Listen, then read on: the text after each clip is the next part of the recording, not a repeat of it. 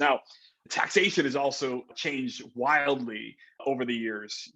30, 40 years ago, you had like one option. You become a C Corp, and there's very few things that you could do from a tax planning perspective. But what's happened is over the years, there have been many different entity types that have been developed and passed. And so now there are a lot of options. The other thing that's happened and it is Congress policy through taxation. So now what you have is these very specific tax incentives may be directly related to an industry or a situation or a certain type of purchase, whether that's real estate or asset based. All of these different incentives are very different, and it could be very different from organization to organization. The other thing that's happened recent as 2018 is, the tax code gets completely rewritten to incentivize, say, small businesses, or the corporate tax rate was lowered. When those things happen, when these major tax reform things happen, organizations need to take a step back and say, how does this impact me?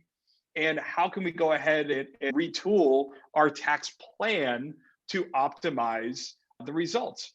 And it's interesting with taxes, you have a couple different ways that you can reduce taxes. You have timing differences. So say you purchase something and you take out a 5-year note on that asset.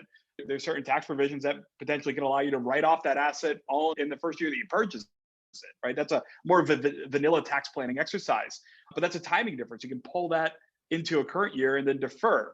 The other type are permanent changes, where maybe you make a change to your structure where you can have maybe a one-time impact to taxes, which would be beneficial, but that's a permanent deferral because you don't need to recognize that impact later on.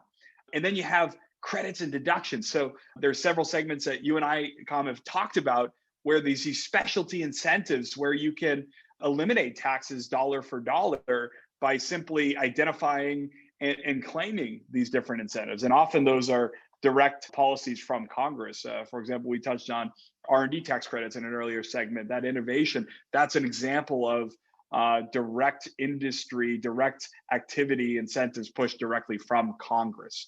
So there's a lot of different options there.